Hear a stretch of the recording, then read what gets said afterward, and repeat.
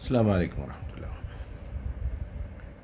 ایک سوال آیا ہے کہ کیا نبی صلی اللہ علیہ وسلم پر جادو ہوا تھا؟ یہ سوال کا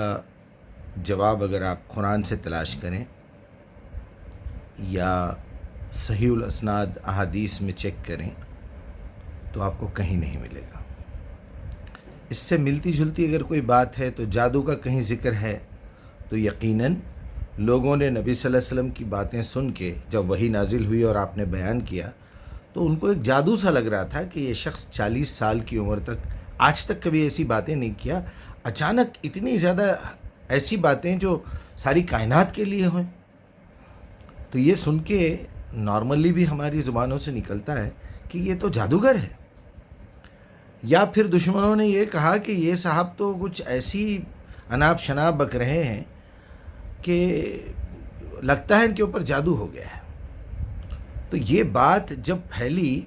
تو شاید کسی نے لکھ دیا کہ نبی پہ جادو ہو گیا تھا، تو یہ بعد کی روایات جو انتہائی ضعیف ہیں ان میں کہیں مشہور ہو گئی یہ بات دنیا میں۔ تھوڑا سا بھی کامن سینس ہم یوز کریں اور جو ہمارا رب کے ساتھ تعلق ہے، 5 مرتبہ ہم نماز پڑھتے ہیں اور ان 5 نمازوں میں 17 مرتبہ ہم یہ ریپیٹ کرتے ہیں ایاک نعبد و ایاک نستعین، اے اللہ ہم تیری عبادت کرتے ہیں، کرنا چاہتے ہیں اور تجھی سے مدد مانگ رہے ہیں کہ بتا اور غلامی کرنے کے طریقے کیا کیا ہیں، اس آیت کا صحیح مطلب کیا ہے۔ تو اس سے یہ محسوس ہوتا ہے کہ جب ہم قرآن پڑھتے ہیں اور پوچھنا چاہیے ہم اپنے رب سے پرسنلی بات کرتے ہوئے پوچھنا چاہیے، آپ رکوع میں پوچھئے، سجدے میں پوچھئے، نماز ختم ہونے کے بعد پوچھئے کہ اللہ ایسا مجھے سننے میں آیا ہے، لوگ پوچھ رہے ہیں، کوئی امام صاحب نے بھی کہہ دیا، ہم بھی کہتے رہے ہیں پہلے، تو کیا میرے مالک یہ صحیح ہے؟ تو کسی ایک بات پہ اللہ تعالیٰ آپ کا دل مطمئن کر دے گا۔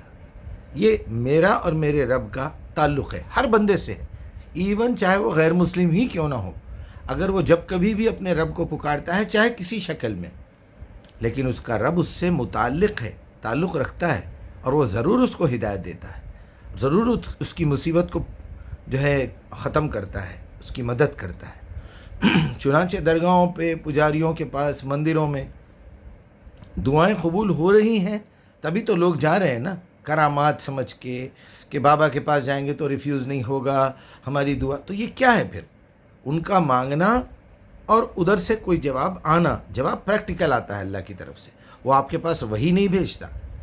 وہ آپ کے دل کو مطمئن کر دیتا ہے اور حالات ایسے پیدا کر دیتا ہے کہ آپ کا وہ کام بن جاتا ہے۔ اتنی محفوظ کتاب جو قیامت تک ہدایت کے لیے نازل ہو رہی ہے، آپ اندازہ کیجئے اگر اس شخص کے اوپر جادو کا الزام لگ جائے تو وہ تو یہی چاہتے تھے کہ لوگ یہاں سے قرآن میں ڈسٹرب کریں، قرآن کو آدھا آدھا کر دیں، ٹکڑے ٹکڑے کر دیں اور بتائیں کہ یہ حصہ وہ ہے جناب کہ جس وقت تمہارے نبی پہ جادو ہو رہا تھا تو وہ اناپ شناپ بک رہے تھے۔ تو اللہ تعالیٰ نے سورہ نجم میں 53 کی آیت ہے 4 5 3 4 5 2 4 2 3 4 5 ایسا دیکھیے آپ کہ ما ضل صاحبکم وما غوا،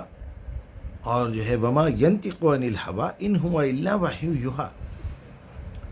کہ اے مکے والو تمہارے جو ساتھی ہیں محمد، جو کہہ رہے ہیں کہ ہمارے رسول ہیں، وہ اپنی ایسے ہی خواہشات کی بنیاد پہ کسی سے ڈر کے کوئی جادو کے اثر میں نہیں بول رہے ہیں، بلکہ یہ وہ باتیں کر رہے ہیں جو ان پر وحی کی جا رہی ہے۔ ایک فرشتہ لے کے آ رہا، آپ آگے پڑھیے پورا رکوع، ایک فرشتہ لے کے آ رہا ہے جس کو انہوں نے پہلی مرتبہ پہاڑ کے اوپر دیکھا ہے، افق اعلیٰ پہ دیکھا ہے، پھر وہ قریب ہوا اور قریب ہوا، متعلق ہوا، پھر وہی پہنچائی، اور نبی کی آنکھوں نے جو دیکھا دل نے پوری طریقے سے یقین کر لیا، اس میں شک نہیں تھا۔ خیر بہرحال اپنا خیال رکھیے۔ سوال کیا تھا میرے ایک بھائی نے، میں سوچا اس کو ویڈیو بھی بنا دوں۔ تو کبھی نبی پہ، کسی نبی پہ جادو نہیں ہو سکتا، یہ یاد رکھ لیجئے، بہت بڑا کفر ہے جو ہم کہتے ہیں، یہ یہودیوں کا چلایا ہوا ایک بیوقوفی کا میٹر ہے، میسیج ہے، یا پھر کچھ بدماشوں نے یا پھر کچھ نالائق بیوقوفوں نے اس کو اور ہوا دے دی اور وہ آگے بڑھتا رہا۔ یہ اپنے ذہن سے نکال دیجئے کہ محمد الرسول اللہ پہ جادو ہوا تھا۔ بڑے بڑے لوگ پھر اس کے بعد عجیب عجیب باتیں کرتے ہیں، وہ پتلا تھا اور یہ تھا اور وہ تھا، سارے جھوٹے واقعات ہیں، اس پہ کبھی بھروسہ مت کیجئے، یہ ڈائریکٹلی شک جاتا ہے قرآن پر۔